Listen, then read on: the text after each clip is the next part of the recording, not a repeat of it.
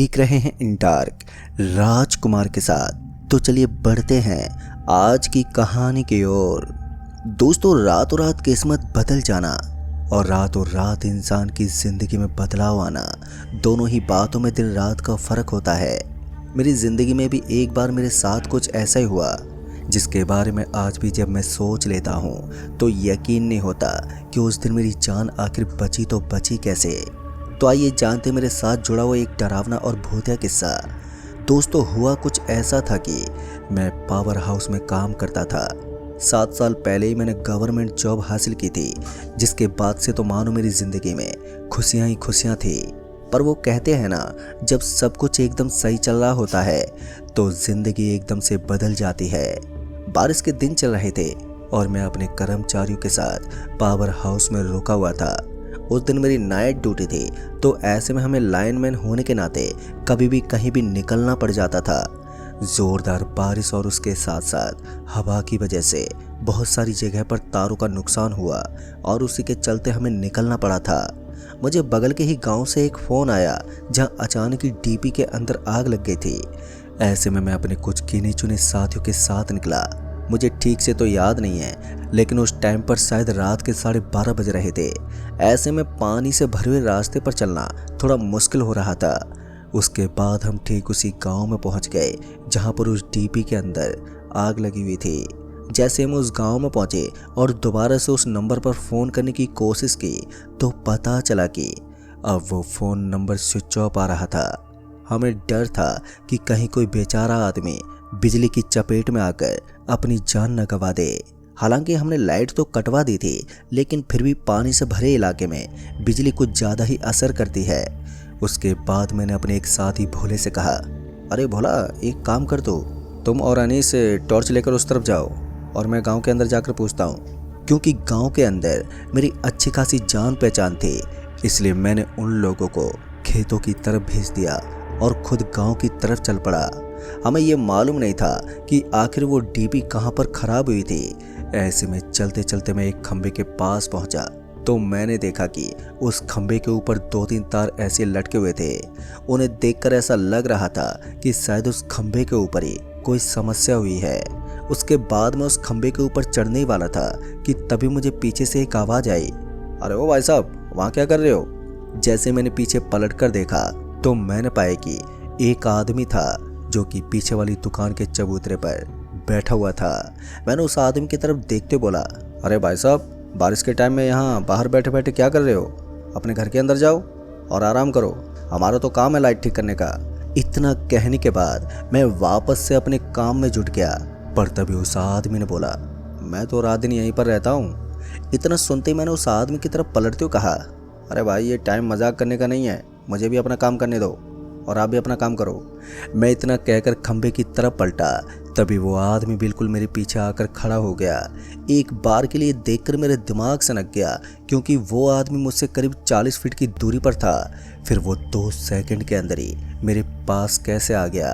इससे पहले कि मैं उस आदमी से कुछ पूछ पाता तो उसने बोला, भाई साहब, इस खंबे पर मत चढ़ना, सालों पहले मैंने भी यही गलती की थी और उसके बाद जो मेरे साथ हुआ उसे याद करके आज भी मेरी रूह कँपा जाती है।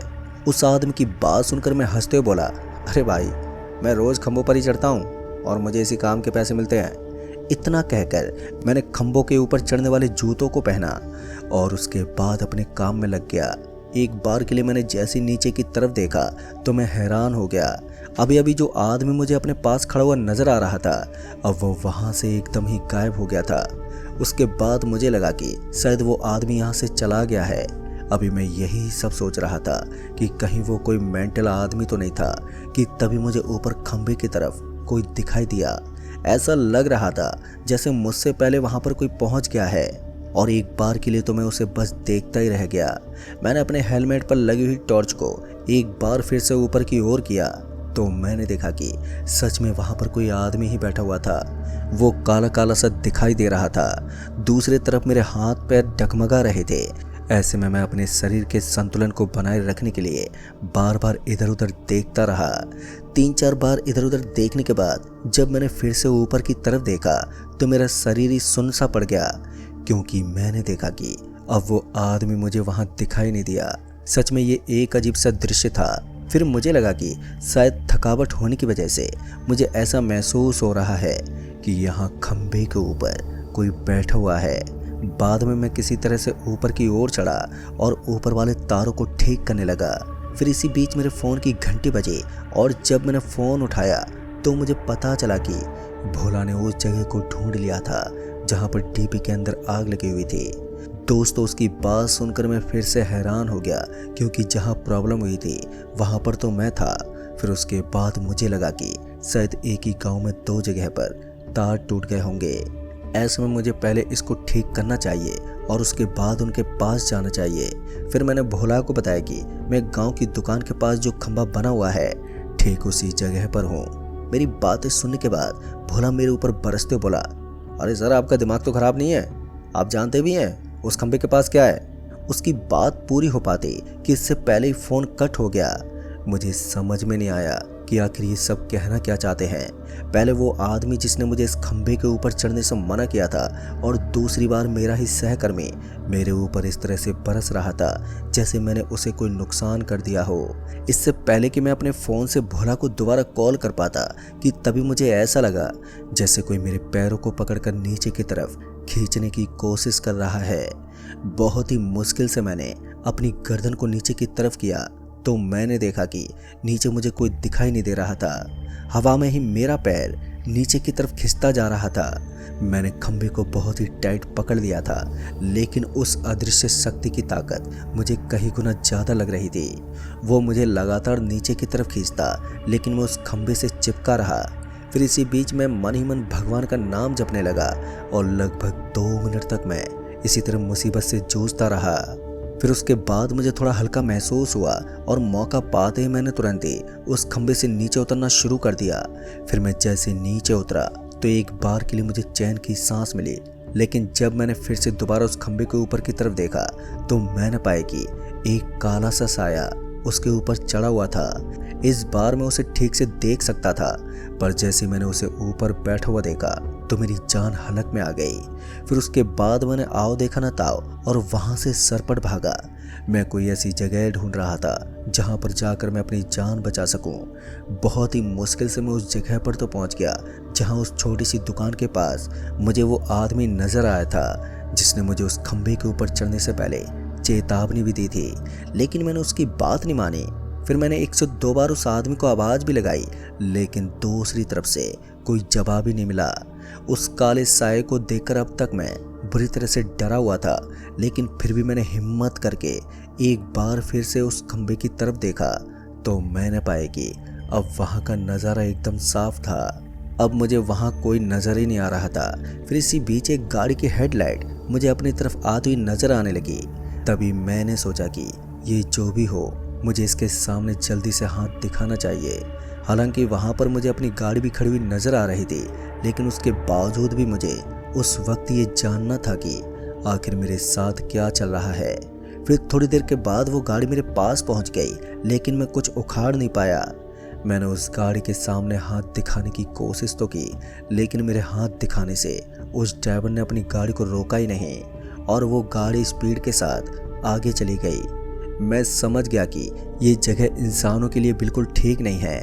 ऐसे में यहाँ पर मेरा आना मेरी मौत को दावत देने जैसा है। तभी मैंने अपना फ़ोन निकाला और अपने साथी को फ़ोन करने की कोशिश करने लगा, लेकिन साला नेटवर्क उस वक्त मानो इस बारिश के मौसम में मेरा दुश्मन बन गया था। फिर उसके बाद किसी तरह से मैं डगमगाते हुए सीधा अपनी गाड़ी के पास पहुंचा और गाड़ी के अंदर सवार हो गया। गाड़ी के अंदर बैठने के बाद मुझे हल्की फुल्की राहत तो मिल रही थी, लेकिन मैं इस बात को अच्छी तरह से जानता था कि खतरा अभी टला नहीं है और वो आदमी कभी भी मेरे ऊपर अटैक कर सकता है। किसी तरह से मैंने गाड़ी को स्टार्ट किया और उसके बाद मैं आगे निकल गया। गाड़ी चलाते हुए मुझे महसूस हुआ कि अब गाड़ी की स्पीड में गिरावट आ गई है और गाड़ी ऑटोमेटिकली स्लो हो गई है। मैंने अपनी तरफ से पूरी कोशिश की कि मैं किसी भी तरह से गाड़ी को आगे बढ़ाता रहूं, लेकिन गाड़ी की स्पीड अब मेरे कंट्रोल में ही नहीं थी। फिर थोड़ी दूर आगे जाने के बाद गाड़ी एकदम से रुक गई और उसके बाद जब मैंने अपने आजू बाजू में देखा तो पहले तो मुझे वहाँ पर कोई भी दिखाई नहीं दिया, लेकिन उसके बाद किसी ने गाड़ी के कांच पर जोर से खटखटाया। गाड़ी अब एकदम रुक गई थी और दूसरी तरफ जैसे मैंने महसूस किया कि कोई गाड़ी के कांच को खटखटा रहा है, तो मैंने जल्दी से उस तरफ पलटते हुए देखा। और जैसे मैंने उस ओर देखा तो मैंने पाया कि वहाँ पर एक आदमी था। उसने जाने पहचाने से कपड़े पहने हुए थे और उसकी दाढ़ी मूछें एकदम सफ़ेद पड़ी हुई थी। तो मैंने धीरे से गाड़ी की विंडो को नीचे करना शुरू कर दिया, लेकिन जैसे गाड़ी की विंडो हटी तो मैंने देखा कि ये तो वही आदमी था जो कि थोड़ी देर पहले मुझे उस खंभे के ऊपर चढ़ने से मना कर रहा था। फिर उस आदमी ने बोला, क्या हुआ भाई साहब, मैंने आपको कहा था ना कि उस खंभे के ऊपर मत चढ़ो, लेकिन आपने तो मेरी बात ही नहीं मानी। इस बार जैसे मैंने उसे अपने सामने देखा तो मैं जल्दी से हड़बड़ाते बोला, भाई साहब मुझे बचा लो, मुझसे बहुत बड़ी गलती हो गई है। मेरे इतना कहने के बाद उसने बोला, चिंता करने की कोई ज़रूरत नहीं है, आप एक काम करो, गाड़ी को यहीं साइड में लगाओ और नीचे उतरकर यहाँ से निकल जाओ। और जैसे इस गांव से बाहर निकलोगे तो वो भयानक काला साया आपका पीछा छोड़ देगा। लेकिन आपको एक बात का ध्यान रखना है, आपको अपनी आंखें बंद करके यहाँ से निकलना है। और हाँ, आप बीच में अपनी आंख खोल सकते हो। फिर उसके बाद उस आदमी ने बताया कि वो भी मेरे साथ साथ थोड़ी दूर के लिए चल सकता है। और उसके बाद मैं उस आदमी के साथ निकला।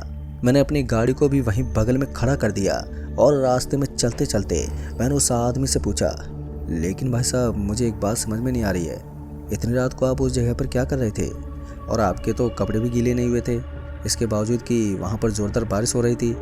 ये सब सुनते उस आदमी ने मुस्कुराते बोला, अरे भाई मैं कोई इंसान नहीं हूँ। ये उसके अंतिम लफ्ज़ थे। फिर वो आदमी मुझे कहीं भी नहीं दिखा। फिर मैंने बहुत बार कोशिश की उस आदमी को देखने की, लेकिन फिर तो मानो वहाँ पर से वो छूमंतर हो गया। खैर मैंने अपने कदमों को नहीं रोका और उस आदमी ने जिस तरह से मुझे बताया था उसी तरह से मैं चलता रहा। फिर किसी तरह से मैं उस गांव से बाहर आ गया और गांव से बाहर आने के बाद मुझे थोड़ा आगे जाकर भोला और मेरा एक साथी भी मिल गया। जैसे मेरे उन दोनों से मुलाकात हुई तो वो दोनों काफ़ी घबराए हुए लग रहे थे और उसके बाद मैं उन्हें लेकर किसी तरह पैदल पैदल पावर हाउस पहुंच गया। और पावर हाउस आने के बाद मैंने उन्हें पूरी घटना बताई। दोस्तों मेरी बात सुनते ही भोला ने बताया कि वो पहले से जानता था कि उस गांव के अंदर इस तरह की घटना होना आम बात है और रात को जिस खंभे का तार टूटा हुआ मिलता है वास्तव में उसका तार एकदम सही होता है। वहाँ की काली शक्तियाँ आपको भ्रमित कर देती हैं। फिर मैंने उस खंभे की हिस्ट्री जानने की कोशिश भी की, लेकिन भोला ने मुझे उसके बारे में बताने से मना कर दिया। हालांकि उसके 2-3 दिन के बाद ही उसने मुझे उस गांव के उस खंभे की पूरी कहानी के बारे में बताया, जिसे सुनकर मेरी डर से हालत खराब हो गई। पर दोस्तों फुर्सत रही तो मैं आपको फिर कभी उस घटना के बारे में ज़रूर बताऊंगा। तो मैं आपका दोस्त राजकुमार जल्द ही मिलूंगा ऐसी एक और सच्ची घटना के साथ। तब तक के लिए बाय एंड टेक केयर।